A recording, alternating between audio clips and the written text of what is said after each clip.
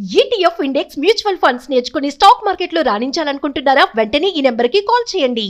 నమస్తే రమగారు. నమస్తే జయ. రమగారు, పాప భీతి.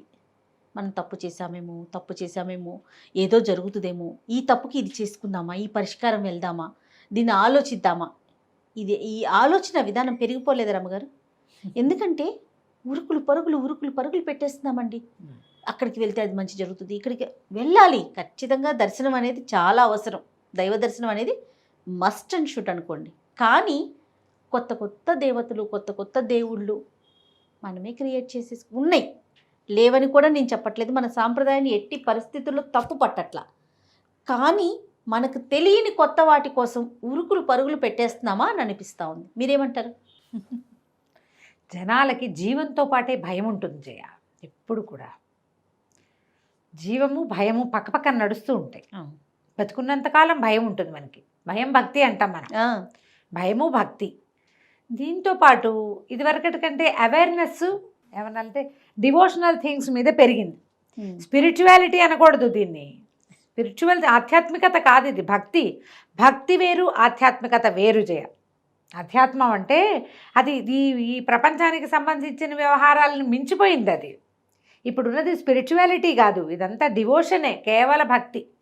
ఈ భక్తి తాత్పర్యాలు ఎందుకు వస్తాయి? మన పాప ప్రక్షాళన కోసం భక్తి తాత్పర్యాలు పెరుగుతాయి. వ్యక్తులకి, మనుషులకి మహత్వాకాంక్షలు పెరిగిపోయినాయి. చాలా కావాలి, ఏదో కావాలి, ఏది ఉందో అది చచ్చినా చాలదు.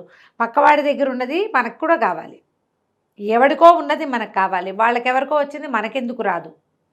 ఈ భావాలు విపరీతంగా పెరిగినాయి. ప్రతివాడు నేల విడిచి సాము చేసేవాడే. రెండోది పాపభీతి, భయం. ఈ కాంక్ష భయము రెండూ కలిసి మనని రకరకాల దేవీ దేవతల వైపు పరిగెత్తిస్తున్నాయి. దేవీ దేవతల వైపు కూడా కాదు, విధానాల వైపు, పరిహారాలు పరిష్కారాల వైపు పరిగెత్తిస్తున్నాయి. భయమే నడిపిస్తోంది. ప్రధానమైంది భయం. మన జీవితం అంతా తప్పుల తడక. ఇప్పుడు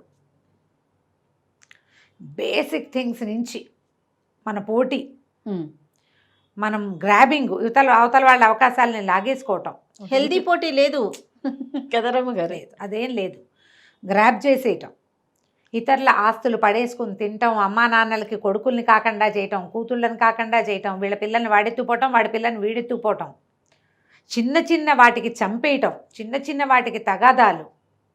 ఒక గుప్పెడు మెతుకుల కోసము కొట్టుకుంటే పోనీ కుక్కలు అవి కొట్టుకున్నాయి. మనుషులు ఎలా అయ్యారంటే ఒక 6 ఎకరం స్థలం కోసము, 100 గజాల స్థలం కోసము, 100 గ్రాముల బంగారం కోసము, 50 గ్రాముల వెండి కోసము చచ్చిపోతున్నారు, చంపేస్తున్నారు. వాటి కోసమే మానవ సంబంధాలు తెగతింపులు చేసేసుకుంటారు. ఎంతసేపు నాదే పై చేయి కావాలన్న ఆత్మ ఏమంటారంటే ద్రోహ చింతన. నాది పై చేయి కావాలంటే పక్కవాడిని తక్కువ చేస్తేనే మనం పైన అవుతాం జయ. ఎప్పుడు కూడా మన దారిని మనం ఎక్కకూడదు, ఎక్కితే పైకి వెళ్ళము. మామూలుగా కొండ ఎక్కుతున్నారనుకో, ఎవరి దారిని వాడు ఎక్కుకుంటూ పోతాడు. ఒకడు తనతో పాటు సమానంగా అంటే వాడిని పడేస్తేనే మనం ఫస్ట్ వస్తాం. ఈ పడేసే ధోరణి ఎక్కువైంది. పడేసేసాక ఎక్కేసాక ఏదైనా ఒక పని అవ్వకపోతే అమ్మో మనం అది చేసాం అందుకే మనం ఎక్కలేదేమో అనిపిస్తుంది. ఇది ద్రోహ చింతన, పాప చింతన. ఇవి రెండు సహజంగా ఉంటాయి. మంచి ఉంది. కొన్నాళ్ళు పోయాక మనకు గుర్తొస్తూ ఉంటుంది. అది నిద్రపోలేరు, అన్నం తినలేరు, దీనికి పరిహారం కావాలి. అదే రమ్మగారు, నేను అడిగేది ఏంటంటే మనం పైకి ఎక్కేసాక అయ్యో నేను వాడిని పడేసని ఏదైనా అవుతుందా నాకు, లేకపోతే ఫ్యూచర్లో నాకు ఏదైనా, ఈ ఆలోచన కరెక్టేనంటారా? కరెక్టేనా అంటే పోనీ ఇప్పుడు కరెక్ట్ కాదు, పోనీ ఇవాళ కరెక్ట్ అనుకుందాము. నేను వీడిని పడేశాను అందుకని నా పని ఇలా అయింది అని చెప్పి దానికి పరిహారానికి పరిగెడతారు. జనరల్గా మనం చందమామ కథల్లో చూస్తాం. వీడికి అన్యాయం చేశాను అందుకని వాడికి న్యాయం చేయటానికి పూనుకునే కథలు మనం వినేవాళ్ళం. వీళ్ళు ఏం చేస్తామంటే ఇప్పుడు మనము వాడికి న్యాయం చేయము, మనం చేసిన తప్పుకి పరిహారం ఎక్కడ దొరుకుతుందా అని వెతుకుతాం. కరెక్ట్ పాయింట్ రమ్మగారు. అదే వెతికి ఆ గుడికి వెళ్ళండి, అరుణాచల్ గిరి ప్రదక్షిణ చేయండి, మీ పాపాలు ప్రక్షాళన అయిపోతాయి, రామేశ్వరంలో సముద్ర స్నానం చేసి నూతులు స్నానం చేయండి, పరిష్కారం అయిపోతుంది. ముందు కాశీ వెళ్ళి రామేశ్వరం వెళ్ళి కాశీలో ఉన్న గంగను తీసుకెళ్ళి రామేశ్వరంలో వేసి రామేశ్వరం సముద్రంలో ఉన్న మట్టిని తెచ్చి గంగలో కలిపితే పాప ప్రక్షాళన అయిపోయింది. ఇంతే. ఇది చేస్తున్నాం. అంతేగాని ఇటువైపు పరుగులు పెడతాం. మన వల్ల అన్యాయమైన వాడికి ఒక 10 రూపాయలు ఇద్దాం, వాడికి మళ్ళీ అవకాశం ఇద్దాం, వాడికి బతికే ఛాన్స్ ఇద్దామనే పరిష్కారం వైపుకి ఎవడు వెళ్ళట్లేదు. చచ్చిన వెళ్ళరు. అక్కడి నుంచి నేను ఇది చేశాను, నా వల్ల ఇది జరిగింది, ఈ పొరపాటు, దీన్ని సరిచేయని మానవ మాత్రుడన్న వాడికి చెప్పరు, తమ తప్పు ఒప్పుకోరు. వేరే ఎవరికి మీరు చెప్పట్లేదు ఏ అంటున్నారా? పరిష్కారం ఏ పరిహారం చేసినా మనము చేసిన తప్పిదాలకి నోటితో చెప్తేనే తిడుతుంది. నేను వెళ్ళి ఒక గోడ దగ్గర నిలబడి నేను చెప్పేస్తాను కాదు, ప్రపంచం తెలుసుకోవాలి మీ సంగతి. మీ మాటని నలుగురు పంచుకోవాలి. వాడు ఇట్లా చేసేట వాడే చెప్పాడు అని అందరూ మాట్లాడితే తిలాపాపం తలా పిడికడని బయటికి వెళ్ళిపోతుంది మీ మీద లేకుండా. కానీ మీరు ఎంత పరిష్కారాలు చేసుకున్నా మీ లోపలికి గురుగారు చెప్తారు, అక్కడికి వెళ్తే పరిష్కారం అవుతాయండి అని. తెలియక చేసినవి, పొరపాట్లు జరిగినవి, ఇవన్నీ పరిష్కారం అవుతాయి. నువ్వు కావాలని చేసింది ఎట్టి పరిస్థితుల్లో కాదు. నువ్వు సముద్ర స్నానాలు చేయి, నదీ స్నానాలు చేయి, ఇంకోటి చేయి, నీ వల్ల బాధపడిన వాడికి న్యాయం చేయటానికి నువ్వు ప్రయత్నమన్నా చేయాలి. మొదటిది ప్రయత్నం చేయాలి. నా వల్ల ఈ తప్పు జరిగిందని ముఖతః ఒప్పుకోవాలి. ఇవి రెండూ చేయకుండా మనం ఎవరెవరు ఏమేం చెప్తున్నారు, పాపరక్షాలకి ఏం చెప్తున్నారు, మనకి తెలియని దోషాలు ఉంటాయి, పితృదోషాలు, స్త్రీ దోషాలు, మన ముందు తరాలలో జరిగింది, మన వల్ల జరిగినవి కాదు, ముందు తరాలు, వాటికి ప్రక్షాళన అవకాశం ఉంటుందమ్మా, ఉన్నది. లేదని కాదు. వాటికి పరిష్కారం నువ్వు చేసిన తప్పులకి ఏముండదు. ముందు తరాల వాళ్ళకి మనం ఏదన్నా సార్ట్అవుట్ చేయాలి. వాళ్ళ వల్ల జరిగినవి వాళ్ళది మనం క్యారీ చేసుకున్నాం కాబట్టి ఇవి జరుగుతాయి. ఇప్పుడు ఏమైందంటే మనకి ఈ అమ్మవారిని సేవించుకోండి, అయ్యవారిని సేవించుకోండి, ఆ తీర్థానికి వెళ్ళండి, క్షేత్రానికి వెళ్ళండి, 108 సార్లు అదేదైనా పారాయణ చేయండి, ఇవన్నీ మనకు ప్లస్లే. ఇందులో ఏది మైనస్ కాదు, అవన్నీ మనకు ప్లస్లే. కానీ మనం ఏ పిన్ పాయింట్ కోసం చేస్తున్నామో అది మాత్రం అవ్వదు. అది ఆ వ్యక్తికే చెయ్యాలి, ఆ మనిషికే చెయ్యాలి. అంతేనండి. నువ్వు చేసింది స్థలాలు, ఇతరుల స్థలాలు కొట్టేస్తావు. నువ్వు ఒక పేద బ్రాహ్మడి కూతురికి పెళ్లి చేస్తే పేద బ్రాహ్మడి కూతురికి పెళ్లి చేసిన ఫలితం నీకు లభిస్తుంది ఖచ్చితంగా. కానీ నువ్వు కొట్టేసిన పాపం ఉంది చూడు, నీ తరాల వెంబడి తింటారు దాన్ని. నువ్వు ఒకరి దగ్గర కొట్టేసావు, వాడు ఏడ్చి మొత్తుకుని దుంపనాశనం అయిపోయాడు, అయిపోయింది వాడి జీవితం. నువ్వు ఇప్పుడు తింటావు ఈ సొమ్ముని మీ మనవాళ్ళు మునిమనవాళ్ళకి దాటా కదా 30 తరాల వాళ్ళు తినేది సంపాదిస్తున్నారు ఇప్పుడు జనాలు. ఏదో 2 తరాలు కాదు, మన అబ్బాయికి మన మనవడికి కాదు, 30 తరాల పాటు కూర్చుని తిన్నా తరగని ఆస్తి సంపాదిస్తున్న వాళ్ళందరూ ఈ 30 తరాల వాళ్ళు అందరూ కూడా చచ్చిపోయిన వాడి శాపనార్థాలు అనుభవించి తీరాలి. అది చనిపోయినా ఏదైనా సరే పోగొట్టుకోవడానికి తీర్థాలని పుణ్యాలని ప్రతి నెల అరుణాచలం వెళ్ళిపోయి ప్రతి నెల గిరి ప్రదక్షిణ చేస్తే మనం అందరం చేరి అరుణాచల క్షేత్రాన్ని సర్వనాశనం చేస్తున్నాం తప్ప అంతకంటే ఏం అవ్వదు. గిరి ప్రదక్షిణ చేసిన ఫలితం లభిస్తుందమ్మా తప్పకుండా. దీనికి అది మాత్రం క్యారీ ఫార్వర్డ్ కాదు, అంతేనండి. కంపెన్సేట్ అవ్వదు, ఇది అవుతుంది. మీరు బోళ్ళంతమంది చేరతారు, ప్రతి నెల వెళ్ళే వాళ్ళు ఉన్నారమ్మా. ప్రతి నెల మనం చెప్పుకుంటాము జయ, ప్రతి నెల పంచారామాలు చూసే వాళ్ళు ఉన్నారు, నాకు తెలిసిన వాళ్ళే ఉన్నారు. పంచారామాలు ప్రతి నెల వెళ్తారు ఒక ఫ్యామిలీ, మన పరిచయస్తులే. ప్రతి నెల తిరుమల వెళ్ళే వాళ్ళు ఉన్నారు, మా కజిన్స్ లో బోల్డ్ మంది తిరుమల వెళ్ళేవారు నాకు కూడా తెలుసు కదా. ప్రతి నెల బెజవాడ కనకదుర్గమ్మని చూసొస్తారు. ప్రతి నెల అరుణాచలం వెళ్ళేవాళ్ళు నా క్లోజ్ ఫ్రెండ్సే బోళ్ళంతమంది ఉన్నారు జయ. నేనేమంటానంటే ఒకసారి 2 సార్లు మాట్లాడినప్పుడు నేను చెప్పాను, దర్శనానికి వెళ్ళండి, మీరందరూ గిరి ప్రదక్షిణానికి వెళ్తే ఒక్కసారి కూడా చెయ్యని నాలాంటి వాళ్ళ పరిస్థితి ఏంటి? మేము మీ అందరితో పాటు తిరగాలి కదా. కొన్నిసార్లు చేసాం, ఒక 5 సార్లు అని పెట్టుకోండి, 5 సార్లు అయిపోయాక దండం పెట్టండి, స్వామిని దర్శించుకుని వచ్చేయచ్చు కదా. మీరు ఎన్నిసార్లు గిరి ప్రదక్షిణ చేసినా అంతేగా, ఒక్కసారి చేస్తే చాలు అని చెప్పినప్పుడు మీరు ప్రతి నెల ఎందుకు వెళ్తారు అంటే ఒక సమాధానం పడిందా రమ్మగారు? ఒక్కసారి గిరి ప్రదక్షిణ ఒక్కసారి మా చెప్పింది, జీవితంలో ఒకసారైనా చెయ్యండి అని చెప్పారు. ప్రతి నెల కాదు, ఎంతమంది వెళ్తున్నారు జయ, బస్సులు వేసుకెళ్ళిపోతారు హైదరాబాద్ నుంచి కూడా. వెళ్ళిన వాళ్ళే కిసలాట. ఇంకా పౌర్ణమి రోజు చెప్పద్దు, 3 సార్లు బయలుదేరాను జయ, నేను 3 సార్లు మానేసా, కుదరలేదు. ఇప్పుడు ఆ గిరి ప్రదర్శన చేయకపోతే ఏమైంది, ఆ జనాల్లో అలాంటి మాటలు కూడా వింటున్నాను నేను మా ఇంట్లో. అయితే ఎందుకు అంత పిచ్చెక్కినట్టు జనం.